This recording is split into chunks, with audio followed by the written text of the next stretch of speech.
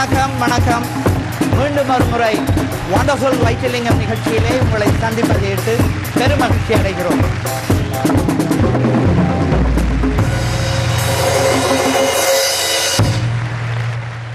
அண்மையிலே நான் ஸ்காப்ரோவிலே ஒரு ரெஸ்டாரண்ட் ஒன்றிலே சாப்பிடுவதற்காக நானும் எனது மருமக்கள் இருவரும் சிறு குழந்தைகள் சென்றிருந்தோம். அப்பொழுது அங்கே ஒரு கிரிக்கெட் மேட்சை இப்பொழுது நடைபெற்றுக் கொண்டிருக்கும் இந்தியா பாகிஸ்தான் கிரிக்கெட் மேட்ச் காட்டிக் கொண்டிருந்தார்கள். ஏராளமான கூட்டம் அந்த மேட்ச் பார்ப்பதற்காக வந்திருந்தார்கள். எனவே அங்கே எங்களை கவனிப்பதற்கு யாரும் இருக்கவில்லை. கஷ்டப்பட்டு ஒரு ஒரு பெண்மணி வந்து எங்களிடம் என்னென்ன நீங்கள் சாப்பிட போகிறீர்கள் என்று குறிப்பெடுத்து கொண்டு போய்விட்டார். வெகு நேரமாகிவிட்டது. எனக்கு சரியான பசி, என்னோடு வந்த பிள்ளைகளுக்கும் இன்னும் சரியான பசி. இந்த நேரத்திலே அங்கே ஒரு சிக்ஸர் யாரோ அடித்து விட்டார்கள். பாகிஸ்தான் அணியின் அஃப்ரிடி ஒரு சிக்ஸரை அடித்து விட்டார். உடனே ஓஹோ ஒன்று எல்லோரும் சத்தம் போட்டார்கள். அப்பொழுது எனக்கு அருகில் இருந்த எனது மருமகள் என்னை பார்த்து கேட்டார், மாமா யாருக்கோ சாப்பாடு கிடைக்கிறது.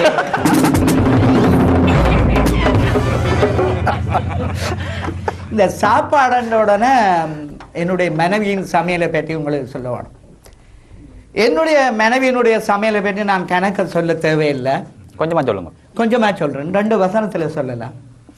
இந்த அநேகமாக பல வீடுகளில், அநேகமாக கிறிஸ்டியன் வீடுகளில், கிறிஸ்டியன் ஹவுசஸ் தங்களோட சாப்பாடு லஞ்சோ டின்னரோ பிரேக்ஃபாஸ்டோ சாப்பிடுறதுக்கு முதல் ப்ரே பண்ணிவிடும். ஆண்டவரே இந்த உணவை எங்களுக்கு தந்தமைக்காக உங்களுக்கு நன்றி என்று சாப்பிட முதல் ப்ரே பண்றவன். எங்களோட வீட்டில் என்னுடைய மனைவியின் சமையலை சாப்பிட்டா பிறகு ப்ரே பண்ணுவேன். திருமணம் செய்த புதுதிலே எனது மனைவி எனக்கு வந்து சொன்னார், நான் கேட்டேன் உங்களுக்கு என்ன சமையல் ஃபேவரட்டா செய்வீங்கள் என்று. நான் திருமணம் செய்த புதுதிலே என்னுடைய மனைவியிடம் கேட்ட பொழுது அவர் சொன்னார், எனக்கு தக்காளி குழம்பு வைக்க நல்லா தெரியும், அதோட கேரமல் புடிங் அந்த மாதிரி செய்வேன் என்று 2 ஐட்டம் என்று சொல்லிப்பட்டு கொண்டு வந்து வச்சா. நான் கேட்டேன், நீங்க சரி நீங்க தக்காளி குழம்பும் கேரமல் புடிங்கும் நல்லா வைப்பீங்கன்னு தெரியும், அதுல இது எது என்று. அந்த மாதிரி என்னுடைய மனைவியின் சமையல் இருக்கு. இங்கே ஒரு நாள் அதிகாலை நேரம், ஏர்லி மார்னிங், ஒரு ஃப்ரெண்டுக்கு அவசரமாக ஒரு கால் எடுத்தேன். எடுத்த பொழுது அது ராங் நம்பர், தற்செயலாக தவறுதலாக நடந்து விட்டது. ஒரே டிஜிட் எண்ணிலே ஒரு சின்ன வித்தியாசம். நான் ராங் நம்பர் எடுத்து விட்டேன். அந்த எண்ணிலே எடுத்தவர் அவ்வளவு தூரம் கோபிக்கவில்லை. Okay it's okay, wrong number என்றவுடன் இட்ஸ் ஓகே என்று அவர் வைத்து விட்டார்.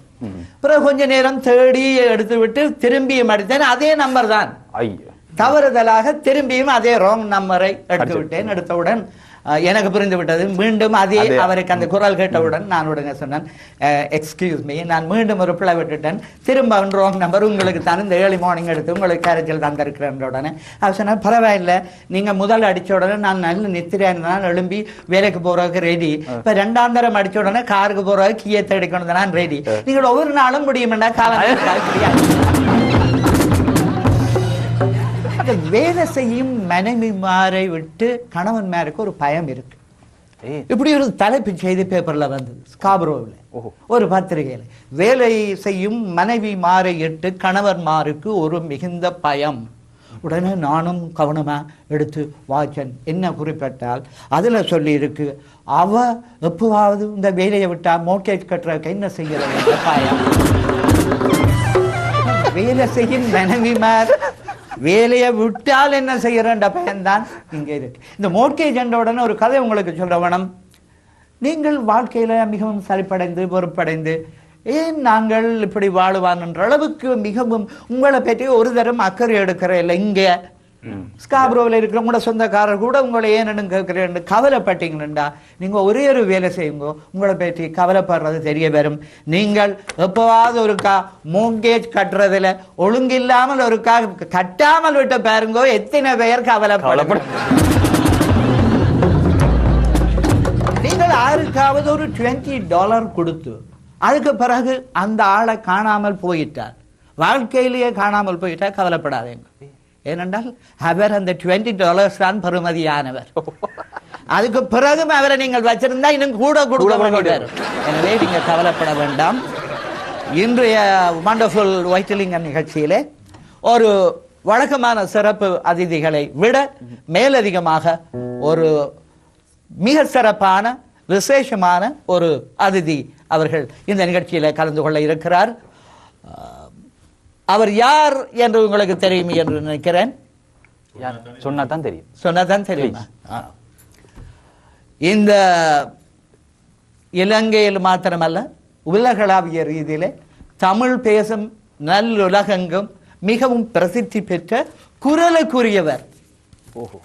அவரை எத்தனை பேருக்கு தோற்றத்தால் அறியாவிடனும் அவரது குரல் தித்திக்கும் அந்த சிம்ம குரல் எத்தனையோ தமிழ் உள்ளங்களின் மனதிலே அன்றிலிருந்து இன்று வரையும் பதிந்திருக்கும் அந்த குரலுக்குரியவர் எங்கள் அன்பு அறிவிப்பாளர், எல்லோருக்கும் பொதுவான இறைவனை துதிக்கும் அந்த மாபெரும் அறிவிப்பாளர் BH அப்துல் ஹமீத் அவர்கள். பலத்த கரகோஷம்.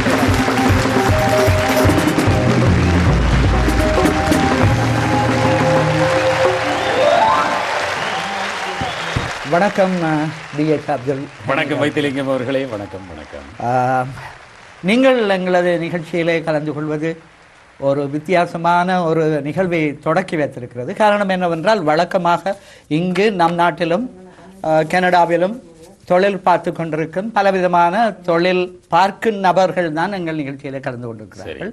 நீங்கள் கூட வேறு ஒரு தொழில் அறிவிப்பாளர் என்பதை தொழிலாக செய்து கொண்டிருந்தாலும் இன்று எங்கள் நிகழ்ச்சியிலே நேராகவே உங்களை பார்க்கும் ஒரு சந்தர்ப்பத்தை பார்வையாளர்களுக்கு வழங்குவதை விட்டு நாங்கள் மிகவும் மகிழ்ச்சி அடைகிறோம். பலகாலம் திரைமறைவில் இருந்தேன், இப்போதுதான் தொலைக்காட்சியில் முகம் காட்ட ஆரம்பித்திருக்கிறீர்கள். உங்களிடம் நாங்கள் என்று உங்களிடம் இருக்கும் மரியாதை கௌரவம் எல்லாம் இருந்தாலும் குண்டக்க முண்டக்க கேள்விகளும் கேட்கலாம் என்று நாங்கள் யோசித்திருக்கிறோம். சொல்லுங்க. கொஞ்சம் ஆச்சரியமா இருக்கு. என்ன பாக்குறதுக்கு BH அப்துல் ஹமீத் மாதிரி இருக்கிறாருன்னு கதைக்கிறதும் அப்படித்தான் கதைக்கிறேன். அப்ப நீங்க நினைக்கிறீங்களே இவர் உண்மையாக BH அப்துல் ஹமீத் இல்லையா? அவர் எங்க நீங்கள் பிடிக்க போறீங்க? ஏன் அவர் எங்க நாங்கள் எங்க? அவர் இங்க நாங்களும் இங்க. சரி, ஆஸ்திரேலியால ப்ரோக்ராம் செய்து பேர், இந்தியால ப்ரோக்ராம் செய்து பேர், இங்க வர வைத்திலிங்கம் சிலவள ஒரே மனிதரை போல 7 பேர் இருப்பார்கள். அப்படி ஒருவரை அழைத்து வந்து உங்களை ஏமாற்றுகிறேன், பார்வையாளர்களை ஏமாற்றுகிறேன் என்று நீங்களும் அப்ப விடுறீங்க மாதிரி. ஓகே, அவர் கொஞ்ச நேரம் பேசிக் கொண்டிருக்கும் பொழுது உங்களுக்கு தெரியும் அவர் உண்மையில் BH அப்துல் ஹமீத் அவர்கள் தான். ஒரு டெஸ்ட் ஒன்று வைப்போம். எங்கே அந்த நீங்கள் சொன்னீர்களே அந்த டெஸ்ட் ஒன்று வைப்போம். எங்கே அடிக்கல் ஆம் என்ற இடத்தில் மணி ஒலித்திருக்கிறது. ஆ அல்ல ஆ, குரில் அல்லது நெடில். அவரேதான். நீங்கள் நீண்ட காலமாக எவ்வளவோ புகழையும் பெருமையையும் மக்களின் அன்பையும் அபிமானத்தையும் சம்பாதித்திருக்கிறீர்கள். வாழ்க்கையிலே எதையாவது இழந்திருக்கிறீர்களா? நீங்கள் என்னை பார்த்தாலே உங்களுக்கு தெரியுமே. என் தலையை பார்த்தால் தெரியும். இழந்ததை தேடுகிறேன் கிடைக்கவே இல்லை. உங்களை பார்த்தால் எனக்கு பொறாமையாக நிறைய அடர்த்தியான முடியோடு தான் இருக்கிறது. அப்ப வாழ்க்கையில நீங்கள் இழந்தது முக்கியமானது இது ஒன்று. ஆனால் எனக்கு ஒரு ஆச்சரியம், அது தலை மட்டும் தும்பை பூ போல் வெள்ளையாக இருக்கிறது, தாடி மட்டும் கொஞ்சம் அங்கே கருப்பும் வெள்ளை. அது என்னன்னு சொன்னால், என்னுடைய மனைவியோடு நான் வெகு நேரம் செலவழிக்கும் நேரத்தில் மண்டை பழுத்து விடுகிறது வெள்ளையாக. நான் என்ன செய்வது என்றால், இப்ப குசினில் அவன் என்றால் எட்டி ஒருக்கா தலையைத்தான் காட்டுவேன். தலை வெள்ளையாகி விட்டது. இங்கே தாடியாவை காண்பது குறைவு, எனவே அது இப்பொழுதும் கருப்பாகவே இருக்கிறது. குளிக்கும் போது மட்டும் கழட்டி வைத்து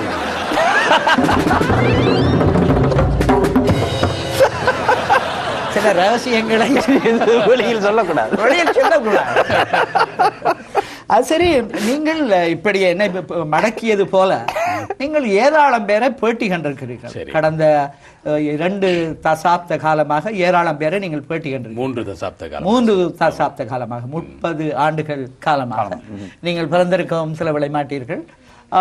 அந்த காலத்தில் நீங்கள் இவ்வளவு பேரை கேள்வி கேட்டு மடக்கி இருப்பீர்கள். உங்களை யாராவது கேள்வி கேட்டு எக்கச்சக்கமான இந்த குண்டக்க முண்டக்க கேள்வி கேட்டு மடக்கி இருக்கிறார்கள்? மடக்கியதிலே பேந்த விழித்திருக்கிறேன். என்ன மாதிரி? அதாவது பலரை பேட்டி கண்டிருக்கின்றேன். சூப்பர் ஸ்டார் ரஜினிகாந்தை ஒரு முறை பேட்டி காண அழைத்தேன். ஆனா அவருக்கு சொன்னதே உங்களை சில விளங்கி இருக்காரு. அவர் வானொலிக்கென்று வழங்கிய ஒரே ஒரு பேட்டி எனக்கு வழங்கிய பேட்டி தான் ரஜினிகாந்த். ஆமாம், தீ படத்துக்காக வந்திருந்த பொழுது தயாரிப்பாளர் பாலாஜி அவர்கள் சொன்னதுமே அப்போது நான் மோட்டார் சைக்கிள் வைத்திருந்தேன்.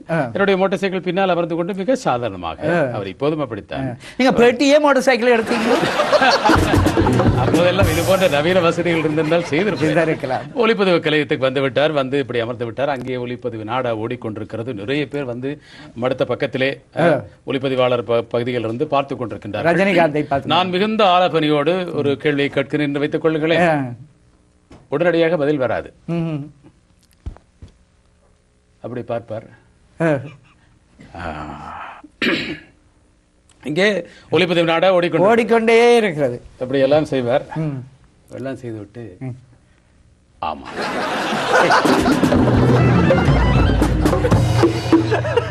அடுத்த கேள்வியை கேட்டேன்.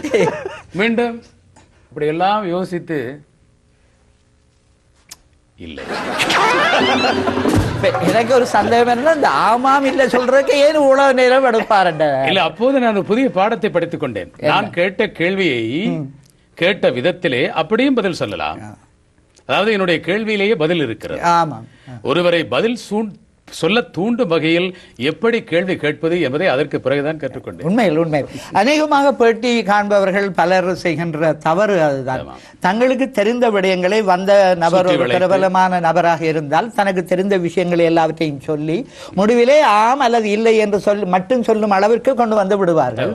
அப்ப ரஜினிகாந்த் அந்த மாதிரி தான் செய்திருக்கிறார். அப்ப அவர் இப்பொழுதும் குறையத்தான் கதைக்கிறார் என்றதில் தவறு இல்லை. இருந்தால் அவரை பற்றி மற்றவர்கள் நிறைய சொல்றபடியால் நீங்கள் அப்ப உங்களை அவர் மடக்கி இருக்கிறார்கள். அது சரி, இப்ப நீங்கள் அந்த பார்வையாளர்கள் நிகழ்ச்சி பாட்டுக்கு பாட்டு, அந்த பாட்டுக்கு பாட்டு என்ற நிகழ்ச்சியின் பிதாமகரே நீங்கள் தான். இப்பொழுது பல வகையிலும் பல பேர்களிலே பாட்டுக்கு பாட்டை இந்தியாவிலும் பல நாடுகளிலும், அண்மையில் திரைப்படம் ஒன்றில் கூட பார்த்தேன், விவேக் நடத்துகிறார் ஒரு பாட்டு பாடு. அந்த குரல் கூட உங்களை போலவே அந்த நெடில் அல்லது குரில் என்ற வகையில அவர் சொல்லுவதை நான் பார்த்தேன். அப்ப இவ்வளவு தூரம் பிரபலமான இந்த பார்வையாளர் நிகழ்ச்சிகளை நீங்கள் நடத்தும் பொழுது பார்வையாளர்களில் ஒருவர் யாராவது எழுந்து நின்று உங்களை மடக்கி இருக்கிறார்களா? குறிப்பாக ஒரு சம்பவம் சொல்லுங்க. அது பாட்டுக்கு பாட்டு நிகழ்ச்சி அல்ல, கரூரிலே ஒரு பொது நிகழ்ச்சியிலே நான் கொஞ்சம் உணர்ச்சியோடு, அதாவது தமிழ்நாட்டிலே தமிழ் என்ன நிலையில் இருக்கிறது, எவ்வளவு தமிங்கிலீஷ் கொடுமை இருக்கிறது என்பதை பற்றியெல்லாம் நான் மிகவும் உணர்ச்சியோடு பேசிக் கொண்டிருந்தேன். அந்த கரூரிலே சில பல்கலைக்கழக மாணவர்களும் கூட இருந்தார்கள். ஒரு கேள்வியை எழுதி எனக்கு அனுப்பி வைத்தார்கள். நான் பேசிக் கொண்டிருக்கும் போது ஒருவர் வந்து நினைத்தேன் 5 நிமிடம் ஆகிவிட்டது என்று சொல்ல போகின்றாரோ என்று எடுத்து பார்த்தால் அதில் ஒரு கேள்வி, இவ்வளவு உணர்ச்சியோடு தமிழ் உணர்வோடு பேசும் நீங்கள் மட்டும் கோட் சூட் அணிந்து டை கட்டி இருக்கின்றீர்களே, ஏன் அப்படி? நான் உடனே அதனை வாசித்தேன். சபையோருக்கு வாசித்து காட்டினேன். வாசித்து காட்டின உடனே சபையோர் சிரித்தார்கள். சிரித்துவிட்டு நான் என்ன பதில் சொல்ல போகின்றேன் என்று என்னையே பார்த்து கொண்டார்கள். நான் சொன்னேன், தமிழனுடைய பாரம்பரிய உடை என்னவென்று நான் ஆராய்ந்து கொண்டே, அந்த நதிமுலத்தை ஆராய்ந்து கொண்டே போனால் இன்று நான் உங்கள் முன்னிலையில் கோவணம் கட்டி கொண்டுதான் பேச வேண்டும்.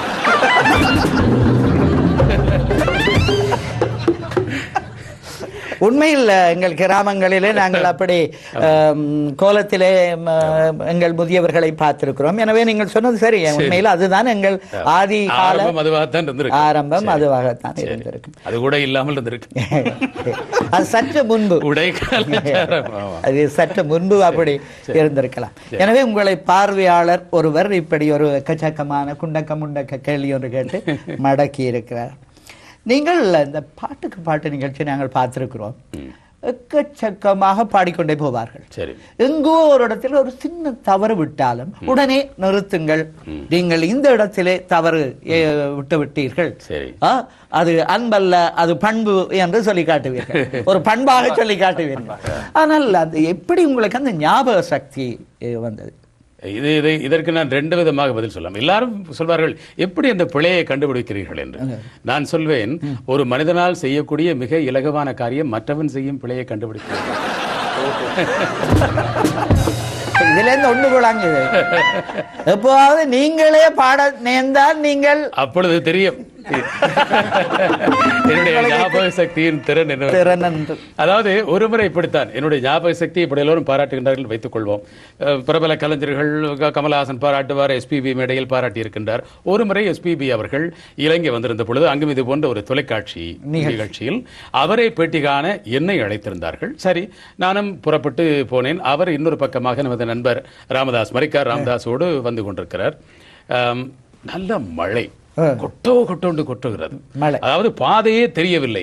இப்படி போய்கொண்டிருக்கும் பொழுது தொலைக்காட்சி நிலையத்திலிருந்து என்னை கை தொலைபேசியில் அழைத்து நான் நனைந்து கொண்டு வர வேண்டி இருக்குமே என்ற நிலையில் என்னுடைய வாகனத்தை அங்கே அந்த அவர்களுடைய கட்டடத்துக்குள்ளே கொண்டு வருவதற்கு வசதியாக பாதுகாப்பு அலுவலர்களுக்கு, செக்யூரிட்டிக்கு சொல்ல வேண்டும், அறிவிக்க வேண்டும்.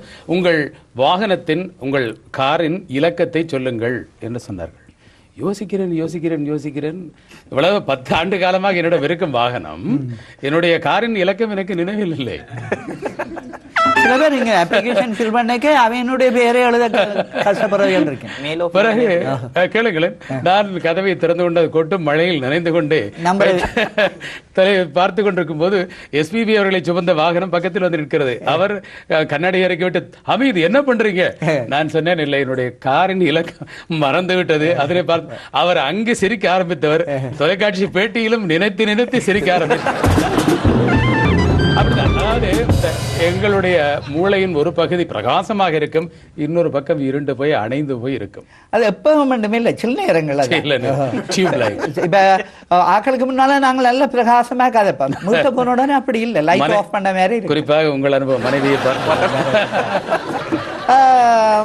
நீங்கள் மிகவும் நிதானமாக எதையும் பேசுவீர்கள், நிதானமாக நடந்து கொள்வீர்கள். சரி, உங்களை பார்த்தாலே நிதானம் என்பதற்கு ஒரு வரைவிலக்கணம் கூறலாம் போல் இருக்கிறது. அப்படியான ஒரு நிதானத்தோடு இருக்க நீங்கள் எப்பொழுதாவது எந்த சந்தர்ப்பத்திலாவது ஓடி இருக்கிறீர்களா? என்னத்தையாவது கண்டுட்டு அல்லது உங்களோட பாட்டில் ஒரு தேவைக்காக? கொஞ்சம் புகழ் பெற்று 4 பேர் அறிந்த பிறகு சுதந்திரமாக நாம் ஒன்றுமே செய்ய முடியாது. ஓட நினைத்தாலும் ஓட முடியாது இல்லையா? எப்போதுமே எங்களை பல பார்த்துக் கொண்டிருக்கின்றார்கள் என்பதால் கொஞ்சம் நிதானமாக நடந்து கொள்ள வேண்டும். நீங்கள் சொன்னது உண்மை. ஆனால் ஓடவும் ஒரு சந்தர்ப்பம் வந்தது. சொல்லுங்க. அது கொஞ்சம் கொச்சையாக இருக்குமோ தெரியாது. நீங்க பச்சையா சொல்லுங்க. அதாவது பிரபல கலைஞர்கள் எஸ்பிபி இவர்களோட எல்லாம் ஒரு திறந்த வழி அரங்கிலே நிகழ்ச்சி நடத்துவதற்காக மதுரைக்கு பக்கத்திலே, அதுவும் கரூரிலே ஒரு ஊரிலே நிகழ்ச்சி நடத்துவதற்காக நாம் போனோம். விமானம் கொஞ்சம் தாமதமாகிவிட்டது. அங்கிருந்து வாகனத்தில் பயணம் செய்ய வேண்டும். ஒரு செகண்ட், விமானம் தாமதமானபடியா அங்கே ஒண்ணு அங்கிருந்து ஓடுவதற்கு ஒரு வாகனம் இருந்தது. ஆனால் சென்னையிலிருந்து புறப்படும் போதே நான் கொஞ்சம் சிரம பரிகாரம் செய்ய வேண்டியிருந்தது. அதற்கு நேரம் கிடைக்கவில்லை என்னவென்று உங்களுக்கு புரியும். உண்ட நீரை வெளியேற்ற வேண்டும் இல்லையா? பள்ளிக்கூடத்திலே சொல்லுவோமே, நம்பர் 1. சரி, அடக்கி கொண்டு பொறுமையோடு விமானத்தில் பயணம் செய்தால் அங்கே உடனடியாக வாகனம், அங்கும் நேரம் கிடைக்கவில்லை. சரி, இங்கே போய் பார்த்துக் கொள்ள வேண்டும் பார்த்தால் அது ஒரு திறந்த வெளியிலே ஒரு மேடையை போட்டிருக்கின்றார்கள். சுமார் 25,000 மக்கள் ஏற்கனவே வந்து விட்டார்கள். இரவாகிவிட்டது, இரவு 8 மணி ஆகிவிட்டது. சரி, அப்படியே அட்டக்கி கொண்டு இந்த பீட்டர் செல்லர்ஸ் அந்த பாட்டி என்ற படத்தில் வந்தது போல் எனக்கு அதுதான் நினைவுக்கு வந்தது. கொஞ்சம் கண்ணும் கலங்குகிறது இல்லையா? அடக்கினால் கொஞ்சம் கண் கலங்கு. சரி, வந்த உடனே கையில் ஒலிவாங்கியை தந்து விட்டார்கள். அது அந்த கோட்லெஸ் என்று அந்த வயர் இல்லாத. சரி, எனக்கு ஒரு தீர்மானம். சரி, ஆரம்ப அறிவிப்பை செய்து விடுவோம்.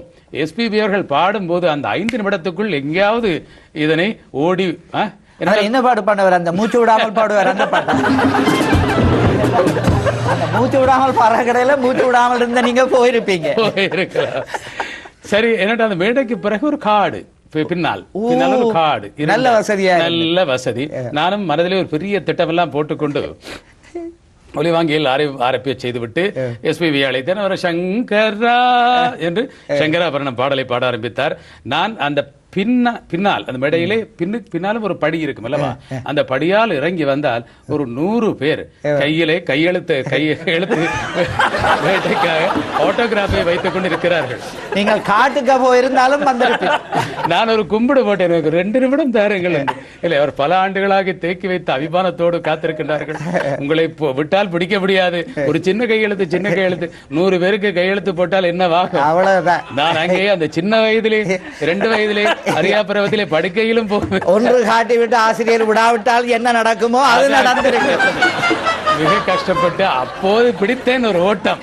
அவர்களின் பின்னால் வருவதற்குள் காட்டுக்குள் ஓடி ஒளிந்திருப்பார்கள். நீங்கள் ஆட்டோகிராஃப் தராம ஓடுறீங்க. அதற்குள் பாடல் முடிவடைந்து விட்டது.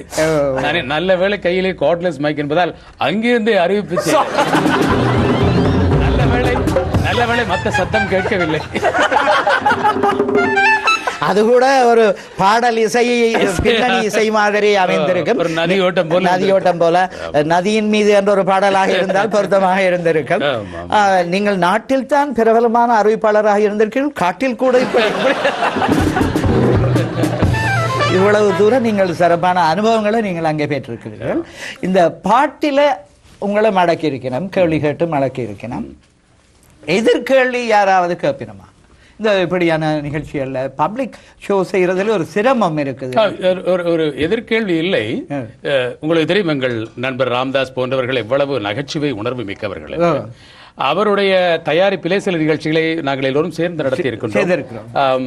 யாழ்ப்பாணம், மட்டக்களப்பு என்று பல இடங்களுக்கு போயிருக்கிறோம். அங்கே வெல்ல முடிந்தால் வெல்லுங்கள் என்று ஒரு நிகழ்ச்சியை நடத்தினேன். அந்த நிகழ்ச்சியை பற்றி உங்களுக்கு தெரியும். அதாவது ஒரு சொல்லை ஒரு சின்ன துண்டு காகிதத்தில் எழுதி ஒரு பேணிக்குள் போட்டு வைத்திருப்போம். வரும் போட்டியாளர் அதனை எடுக்கலாம், ஆனால் அவரை பிரித்து பார்க்க முடியாது. நான் பார்ப்பேன், அது என்னவென்று கரும்பலகையிலே எழுதுவோம். பார்வையாளர்கள் பார்ப்பார்கள். நான் அந்த ஒரு சின்ன சொல், அந்த எது என்பதற்கு கோடி காட்டுவேன், ஒரு க்ளூ. அதை வைத்து அவர் 6 கேள்வி கேட்க வேண்டும். நான் அகப்படாமல் விளக்கம் தர வேண்டும். இறுதியில் அவர் அந்த சொல்ல என்ன என்று கண்டுபிடிக்க. இதுதான் போட்டி. இப்போது நான் பெரிய திட்டமெல்லாம் போட்டு பல நாட்களாக விளக்கம் சொல்லக்கூடிய நல்ல சொற்களை எல்லாம் எழுதி தயாரித்துக் கொண்டு அந்த பெட்டியிலே போட்டு வைத்தேன். ராமதாஸ் குறும்புக்காரர், அவரும் சில சொற்களை எழுதி அதுக்குள்ளே போட்டு விட்டார். எனக்கு தெரியாது. சரி, ஒரு சொல்லை எடுத்து நான் பிரித்து பார்த்தேன். அவருக்கு நான் விளக்கம் கொடுக்க வேண்டும். திரையிலே கரும்பலகையிலே எழுதியாகிவிட்டது. சொல்ல என்னவென்றால் முத்தம். இதற்கு என்ன விளக்கம் கொடுக்கிறது? அது எப்படி கொடுக்கலாம் நீங்க காட்டியிருக்கு. நான் இப்போது ஒரு விளக்கம் நான் சொன்னேன், இது மனிதர்கள் செய்யக்கூடிய ஒரு செயலை குறிக்கிறது. அவன் கேட்ட முதல் கேள்வி என்ன தெரியுமா? அவன் 6 கேள்வி கேட்கலாம், இதனை நீங்கள் செய்திருக்கிறீர்கள். சபையோர் எல்லாம் சிரிக்கின்றார்கள். பலகையிலே எழுதப்படவிட்டது. பார்வையாளர்கள் பார்த்துக் கொண்டிருக்கிறார்கள். அவர்களுக்கு தெரியும் என்ன சொல்ல. ஆமாம். அப்பொழுது இப்ப நான் வேறு சொல்லி இருக்கலாம். சரி, நீங்கள் செய்திருக்கிறார்களா? இப்ப நான் முத்தம் என்றது உடனே நான், அதாவது ஆதிகால மனிதர்கள், காட்டுவாசிகள் தங்களுடைய குளிரை தணித்துக் கொள்வதற்காகத்தான் முதலில் என்னென்றால் முத்தத்திலே உப்பு சத்து இருக்கும் என்று சொல்வார்கள் இல்லையா? சரி, இவன் கேட்டுவிட்டான், நீங்கள் செய்திருக்கிறீர்களா என்று. இதற்கு என்ன பதில் சொல்லுது? நான் நல்ல வேளை கொஞ்சம் சுயசேதமாக புத்தி வந்ததால் ஆம் என்றேன். சபையோரெல்லாம் அப்படியே எனக்கும் குழந்தை இருக்கிறது என்று சொல்ல எல்லாரும் கரகோஷம் செய்ய நீங்கள் தட்டலாம். அதாவது சமயோசிதமாக அப்படி ஒரு பதிலை சொல்லி அந்த இடத்துல நீங்கள் தப்பித்துக் கொண்டீர்கள். இவ்வளவு நீண்ட காலமாக நீங்கள் வானொலியிலே அறிவிப்பாளராக, மேடையிலே அறிவிப்பாளராக, திரை உலகில் கூட உங்களை நாங்கள் சந்தித்திருக்கிறோம். நடிகர் கமலஹாசனின் திரைப்படத்தில் கூட நாங்கள் கேட்கக்கூடாது, எல்லாரும் இருக்கிறார்கள் என்றாலும் கேட்கிறேன். எல்லாரும் சொல்வார்கள், கதாநாயகியின் தகப்பனாகவோ வில்லனாகவோ நடிக்கிற நடிகர்களுக்கு எப்பொழுதுமே ஒரு வசதி இருக்கிறது. அதாவது கதாநாயகியை அணைத்துக் கொள்ளலாம். விளங்குறது தானே? கதாநாயகியை அணைத்துக் கொள்ளும் சந்தர்ப்பம் கதாநாயகனை விட அநேகமாக தகப்பனாக நடிக்கிற நடிகருக்கும் வில்லனாக நடிக்கிற நடிகருக்கும் சில சந்தர்ப்பங்கள் கிடைக்கும். அது மாதிரி தெனாலி படத்திலே மீனாவுக்கு தந்தையாக நீங்கள் நடித்திருக்கிறீர்கள், அண்ணனாக நடித்திருக்கிறீர்கள். அந்த அனுபவத்தை சொல்லுங்கள். ஏனென்றால் மீனாவை கனவு கன்னியாக கொண்டவர்கள் பல பேர் இங்கே வந்திருக்கிறார்கள். அந்த படத்தில் நடித்து அந்த காட்சி வெளிவந்ததும் பலர் என்னிடம் உன்னை பார்த்தா எங்களுக்கு பொறாமையா இருக்கு, மீனா உண்ட தோல்ல சாஞ்சிட்டா. எனக்கும் கொஞ்சம் சங்கடமாகத்தான். சில பேர் இங்க கனடாவிலேயே மீனாவை தங்களோட ரூமில் படம் மாட்டி வச்சிருந்தவெல்லாம் கிழிச்சு போடணும். தோல்ல போய் சாஞ்சிட்டாரு. தோல்ல சார்ந்த மாதிரி எங்கட தோல்ல ஒரு சாஞ்சிருக்கலாமே என்று சொல்லி அவர்கள் அப்படியான ஒரு அனுபவம் உங்களுக்கு அதுல கிடைத்தது. மற்றது நீங்கள் இப்படி பிரபலமான நடிகர்களின் அநேகமான இந்தியாவில் நடக்கும் அத்தனை பாடகர்களின் வெள்ளி விழா நிகழ்ச்சிகளிலும் சிறப்பான நிகழ்ச்சிகளிலும் உங்களையே ஒரு அறிவிப்பாளராக அழைப்பார்கள். நான் கூட மிகவும் பெருமைப்பட்டேன். ஆதிகால ஏபி கோமலாவிலிருந்து அண்மை கால பாடகர் வரையும் பாடிய ஒரு மேடை நிகழ்ச்சியை நீங்கள் முதலாக தொகுத்து வழங்கிய பொழுது, அந்த மதுரா டிராவல்ஸ் வழங்கிய அந்த இசை விழாவிலே நீங்கள் தொகுத்து வழங்கிய அந்த ஒளி நாடாவை பார்த்துவிட்டு நான் மிகவும் பெருமைப்பட்டேன். பலமுறை பார்த்தேன். காரணம் என்னவென்றால், எங்களோடு அன்பாக ஒன்றாக பழகிய ஒரு அருமைக்குரிய நண்பர் இப்படி பெரிய ஒரு மாபெரும் நிகழ்ச்சியிலே ஒரு அறிவிப்பாளராக கலந்து கொண்டது எங்களுக்கு மிகவும் பெருமையானது. அவ்வாறான சந்தர்ப்பங்கள் எவ்வாறு உங்களுக்கு கிடைக்கிறது? நீங்கள் தேடி போகிறீர்களா? உங்களுக்கே தெரியும், என்னுடைய வாழ்க்கையில் எதையும் நான் தேடி போனதில்லை. அறிவிப்பாளரானது கூட. ஆனா நீங்க ஒன்று தேடி போன நீங்க உங்களோட வாய்ஸ் காதல் திருமணம், எனவே தேடித்தான் போயிருக்க வேண்டும். அதிலும் ஒரு சங்கடம் இருக்கிறது அல்லவா? சொல்லுங்க. என்னுடைய மனைவி சசிகலாவாக இருந்தவர் ஷாமிலாக இருக்கிறார். எல்லோரும் நினைத்துக் கொண்டிருந்தார்கள் என்னுடைய மனைவி விசாலாட்சி ஹமீத் என்று. என்னிடம் கூட கேட்டார்கள், இந்த திருநூறு பூசின இந்த மனுஷியா BH அப்துல் ஹமீத்? சரி, விசாலாட்சி ஹமீத் என்ற ஒரு அறிவிப்பாளர் இருக்கிறார். பலர் நினைத்திருக்கிறார்கள் எங்கள் BH அப்துல் ஹமீத் அவர்களுடைய மனைவி. அதிலே ஒரு நல்ல வேடிக்கை என்னவென்றால், சரி, இதனால் பல சங்கடங்கள் விளைந்தன. சரி, நான் இதனை தவிர்ப்பதற்காக என்ன செய்தேன், என்னுடைய நிகழ்ச்சியிலே அவரை பங்கு பெற்று வைத்து விடைபெறும் பொழுது சகோதரி விசாலாட்சி ஹமீதோடு சகோதரி விசாலாட்சி ஹமீதோடு விடைபெறுவது அப்துல் ஹமீத் என்று நான் சொன்னதும் அதற்கும் என்ன விளக்கம் சொன்னார்கள் தெரியுமா? வானொலியில் மனைவி என்று சொல்ல முடியாதல்லவா, வானொலி வழக்கப்படி இவர் சகோதரி என்கிறார், அது மனைவிதான். இன்னும் ஒரு அது சிரிக்க கூடிய விஷயம் அல்ல என்றாலும் என் தலைவீர் எதுவும் நொந்து கொண்டேன். விசாலாட்சி ஹமீத் அவர்களுடைய கணவர் தென்னிந்தியா சென்ற வேளையிலே மாரடைப்பால் காலமானார். அந்த மரண அறிவித்தல் வானொலியில் ஒலிபரப்பானதுமே நூற்றுக்கணக்கான தொலைபேசி அழைப்புகள் மூலம் அனுதாபம் தெரிவிக்கப்பட்டது என்னுடைய மனைவி. அவளின் மனோநிலை எப்படி இருந்திருக்கும். ஆனா ஒன்று நாங்கள் இறந்தா பிறகு என்ன நடக்கும் என்று எங்களுக்கு தெரியாது. ஆனா இது எங்களுக்கு ஒரு அனுபவம். இருக்கையே இறந்தா பிறகு யார் போன் அடிப்பினோம், யார் பேசாம இருப்பினோம் கண்டுபிடிக்கலாம். அதனால அது ஒரு நல்ல அனுபவம் தான். இந்த பேருன்றது ஒரு சிக்கல். இப்ப பாலச்சந்திரன் என்ற ஒரு பாடகர் இருந்தவர் ஜெர்மனியில இருக்கிறார். நானும் அவரும் பல நிகழ்ச்சிகளில் கலந்து கொண்டிருக்கிறோம், தனித்தனியாகவும் சேர்ந்தோம். அவரிடம் ஒரு அன்னரை செய்து காட்டுவீர்களா என்று அந்த பாலச்சந்திரனை கேட்பார்கள். அப்படி பல சிக்கல்கள் வரும். எனவே விசாலாட்சி ஹமீத் என்ற தகவல் கூட இந்திய சஞ்சிகை ஒன்றிலே உங்களது மனைவி என்று குறிப்பிட்டு நான் வாசித்தேன். அண்மையில் வந்த ஒரு சஞ்சிகர் கூட. எனவே அவர்கள் கூட அப்படி தவறு விடும் பொழுது ஒரு சாதாரண பொதுமகன் தவறு விடலாம். நீங்கள் எங்கள் நிகழ்ச்சியிலே கலந்து கொண்டு எங்களை பெருமித கொள்ள வைத்தமைக்காகவும், இந்த அற்புதமான இந்த பேட்டியை எங்களுக்கு வழங்கியமைக்காகவும், உங்கள் நேரத்தை செலவழித்து எங்கள் நேயர்களோடு உங்களை வைக்கும் ஒரு வாய்ப்பு எங்களுக்கு கிடைத்ததற்காகவும் மீண்டும் ஒரு முறை உங்களுக்கு நன்றியும் வணக்கமும் கூறி நன்றி. புலம்பெயர்ந்த மண்ணிலே அப்படியான ஒரு நிகழ்ச்சியிலே நம்மவர்கள் நடத்தப்படும் ஒரு தொலைக்காட்சியிலே கவலைகளை எல்லாம் மறந்து சேர்த்து கொள்ளக்கூடிய ஒரு சந்திப்பு நிகழ்ச்சியில் என்னை பங்கு கொள்ள அழைத்த உங்களுக்கும் TVI தொலைக்காட்சி நிலையத்தினருக்கும் என்னுடைய நெஞ்சார்ந்த நன்றியை தெரிவித்து விடைபெறுகின்றேன். நன்றி.